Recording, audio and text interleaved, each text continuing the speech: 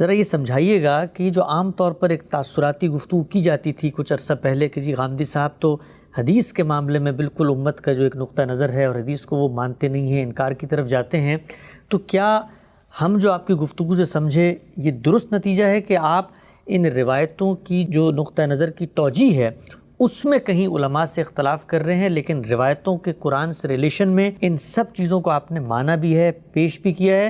تو وہ جو کہا یہ جاتا تھا کہ جی انکار ہے، تو اصل میں روایتوں سے جو انڈرسٹینڈنگ ڈیولپ ہوتی تھی اس سے شاید آپ کا اختلاف تھا، روایتوں کے کانٹینٹ کو آپ نے قرآن سے جوڑ کے لوگوں کے سامنے پیش کیا ہے۔ روایات کے بارے میں انکار اور اقرار کے الفاظ ہی بے معنی ہیں۔ اچھا، یہ دور حاضر میں پیدا ہوئے ہیں۔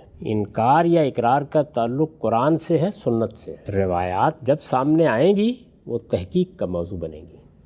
جو چیز تحقیق کا موضوع بنتی ہے اس کو مختلف مراحل سے گزر کر یا رد کیا جاتا ہے یا قبول کیا جاتا ہے یا محل نظر قرار دیا جاتا ہے۔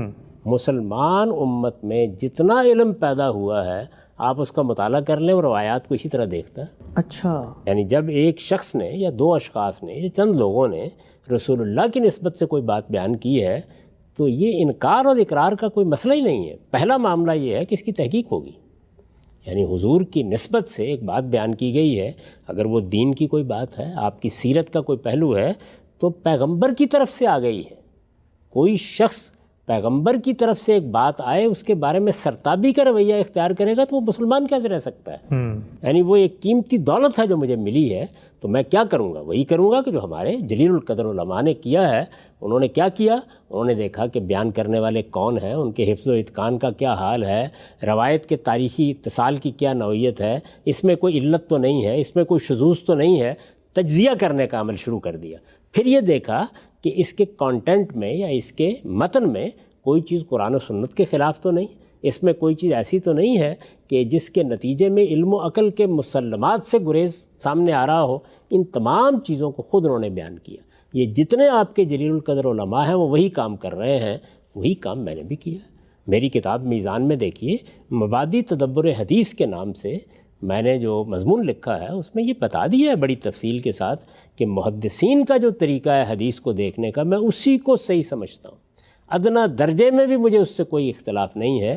البتہ اطلاق کے معاملات میں جو اصول ہوتے ہیں اس میں ظاہر ہے کہ ہمیشہ اختلاف رہا ہے۔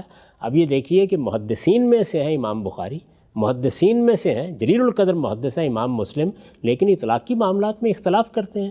تو علم میں اختلاف کرنا، مثال کے طور پر ایک روایت کی سند کے معاملے میں ایک محقق یہ سمجھتا ہے کہ یہ قابل قبول ہے، دوسرا سمجھتا ہے قابل قبول نہیں ہے۔ ہمارے اس دور میں آپ اندازہ کیجئے کہ ڈاکٹر حمید اللہ جیسے جلیل القدر عالم نے اطلب العلم ولو کان بالسین پر ایک پورا مضمون لکھ کے بتایا کہ کوئی وجہ نہیں ہے کہ اس کو رد کیا جائے۔ حدیث کے علم سے جو آدمی بھی کچھ وابستگی رکھتا ہے اسے معلوم ہے کہ روایت کی حیثیت کیا ہے، یعنی وہ روایت کسی درجے میں بھی اس قابل نہیں ہے کہ اسے آپ رسالت مآب صلی اللہ علیہ وسلم کی نسبت سے بیان کریں۔ تو یہ تنقیح کا کام، یہ رد و قبول کا کام، یہ ہمیشہ اس امت میں ہوتا رہا ہے۔ چنانچہ اسی اصول پر میں نے جب اپنی کتاب میزان لکھی ہے تو اس میں 1200 سے زیادہ روایتیں انتخاب کر کے 1200 سے زیادہ وہ شامل کی ہیں۔ اسی اصول کے اوپر میں حدیث کے پورے فن پر کام کر رہا ہوں، اور اس میں آپ نے دیکھا ہے کہ اب تو بہت سے ابواب ہیں کہ جن پر کام پایہ تکمیل کو پہنچ گیا اور وہ شائع ہو چکا ہے، اور دسیوں روایات ہیں کہ جن کا پورا ریلیشن واضح کیا ہے اور یہ بتایا ہے کہ ان کا صحیح مدعا کیا ہے۔ تو یہ حدیث کو پہلے منتخب کرنا، پھر اس کو روایت کے لحاظ سے دیکھنا، پھر درایتاً اس کا جائزہ لینا، یہ وہ کام ہے کہ جو پہلی صدی سے ہونا شروع ہو گیا اور ایک دن کے لیے بھی منقطع نہیں ہوا۔